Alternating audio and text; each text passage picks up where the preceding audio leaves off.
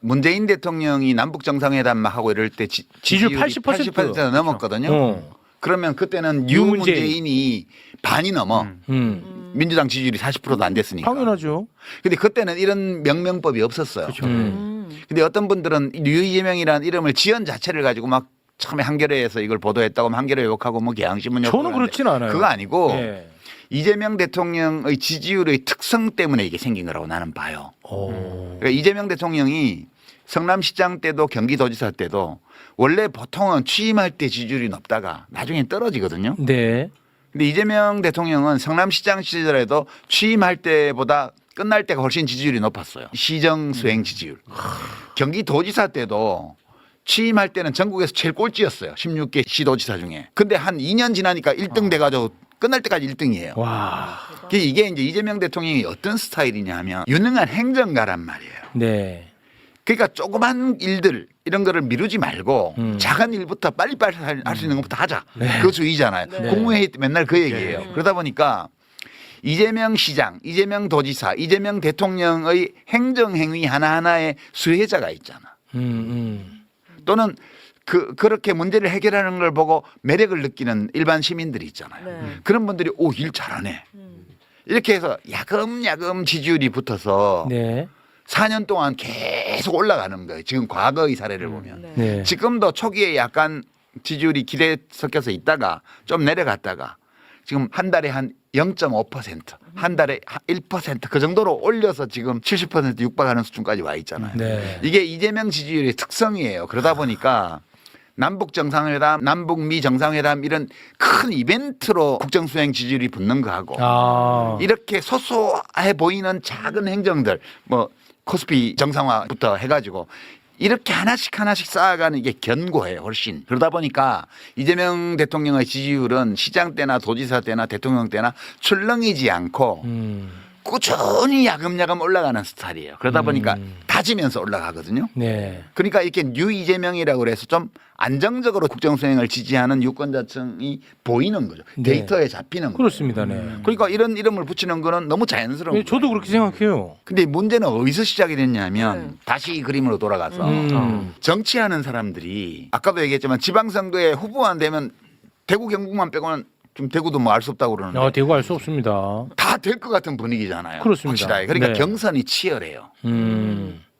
경선이 치열하기 때문에 그 국정수행을 지지하는 유권자들이 대부분이 민주당 권리당원이 된 건 아니지만 일부는 권리당원으로 들어온 경우도 있고 또 자기들이 권리당원을 모집하기도 하고 그렇게 해서 이기려고 그런단 말이에요.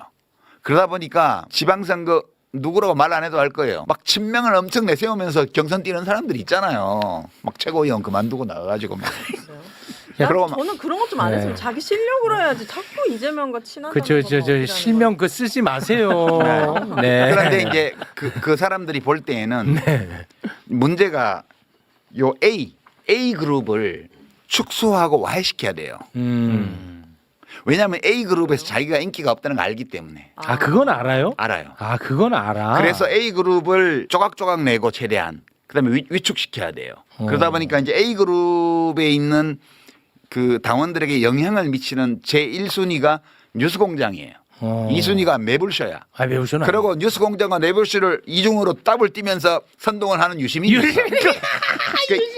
얘네들을 공격해야 돼요. 얘네들을 공격하는 제일 좋은 방법 중에 하나가 이재명 대통령을 다 좋아하기 때문에 반명 이렇게 몰면 데미지가 있을 거라고 생각합니다. 근데 작용 반작용이 있잖아. 그러다 보니까 저나 뉴스공장이나 매불쇼를 좋아하는 사람들 중에는 저놈들이 이상한 놈들이야. 그래서 그런 말을 하는 유튜브를 구독 취소를 하는 거죠. 그리고 이쪽도 매불쇼나 뉴스공장도 구독 취소를 해요. 이게 바로 분열의 조짐이에요. 아 이건 나쁜 거네. 네, 이게 이제 집권 기반이 되고 있는 내란 극복 정치연합을 균열을 내는 작업이에요. 결과적으로 이게 나의 이익을 위해서 전체를 해치는 기획인 거죠. 이게 전체는 어떻게든 무방해 나만 이익을 얻으면 돼. 그래서 그 사람들이 B그룹이라고 부른 거예요. 제가 자기가 올라가는 것만 중요해. 그러니까 그 사람들이 뇌는 생존만 중심으로 작동하는 거예요. 이게. 근데 그 목적 달성도 못해 또. 아 결국 못해요. 네, 합리적인 방법을 못 찾기 때문에. 왜냐하면 그러니까 서로 구독자가 줄어드는 거예요. 그런 작업을 하는 쪽도 그전에는 서로 다 구독해 주다가 B와 A가 나뉜다는 걸 알기 때문에 요 C에 속한 사람들은 어디도 구독 취소를 안 해. 그러나 B에 동조하는 사람은 A 쪽의 구독을 취소하고 그렇겠지. A 쪽에 속하는 사람은 B 쪽의 구독을 취소하면서 서로 구독자가 줄어드는 거예요. 맞아요. 실제 그렇 잘 됐네. 뭘 잘 돼요? 그 유튜버 아니라고 말씀. 인과응보잖아. 인과응보. 그런 거고. 저는 아. 궁금한 거 있어요. 여기서 네. A 그룹의 사람들이 싫어하는 뭐 정치인이나 이런 사람들은 이유가 있는 거예요? 그 사람의 어떤 민낯이나 뭐 이런 걸 알아서 싫어하는 거예요? 그렇죠. A 그룹에 속한 사람들은 네. 좀 이상주의 경향이 있어요. 정치는 국민을 위한 것이라 해야 되고 선당 후사. 그러니까 내 이익보다는 당의 이익이 앞서야 되고 당의 이익보다는 국민의 이익이 앞서야 약간 되고. 공익적인 마인드구나. 예, 그렇게 해서 그렇게 행동하는 정치인들을 좋아하는 경향이 있어요. 근데 저 같은 경우에는 의리, 공익 이런 것도 중요하지만 실력을 이제 더 많이 찾게 되는 거예요. 이 사람이 네. 얼마나 능력이 있는 가. 예. 그러니까 아니 자 보세요. 유 이재명 얘기하다 여기까지 왔는데 네. 보십시오. 아까 유시민 작가가 이런 얘기를 했습니다. 이재명 대통령의 정책 수혜자들이 지지자로 붙는다고 했습니다. 자 보세요. 그럼 코스피가 올라서 자기가 돈 벌었어. 이재명 대통령이 얼마나 예뻐 보이겠어. 그렇지. 그렇잖아. 어. 그럼 지지해. 그 사람이 유시민을 싫어할 이유가 있어 없어? 없지. 전혀 없어. 난 주식 투자도 안 해. 아니, 그러니까 없단 말이야. 그런데 그 유 이재명이라고 하는 현상을 활용하는 나쁜 사람들이 문제라는 거야. 그러니까 예컨대 어. B에 속한 어떤 정치인이 네. 우리가 볼 때 본인은 나라를 위해서 한다고 생각하겠지만 어. 우리가 제3자로서 볼 때 B 그룹에 속하는 어떤 정치인이 당 대표를 하고 싶어. 그러면 기존 당 대표는 A에 속한다고 보는 거예요.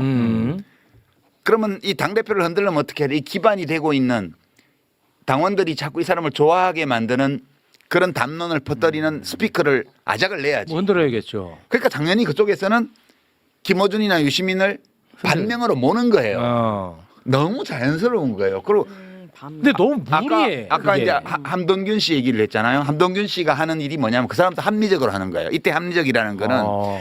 바람직하다 좋다라는 거 아, 관계없고 네. 목적 합리성. 아, 네네네. 우리가 윤석열을 맨날 비판할 때 행위에 목적 합리성이 없다고 그랬잖아. 그 어떤 목적이 있으면 그 목적을 달성하는데 도움이 되는 행동을 해야 되는 거예요. 그런데 총선에 이기고 싶으면 국민 여론을 따라줘야 되는데 반대로만 갔잖아. 그게 망할 거라고 우리가 그랬어. 김태우 공천하고. 네. 뭐 강서구청장 보궐선거 같은 거 뭐 지는 길만 가고 그러니까. 그걸 우리가 목적 합리성이 네, 없다. 네, 우리가 그때 비판하기를 목적 합리성이 결여돼 있다고 네. 비판했죠.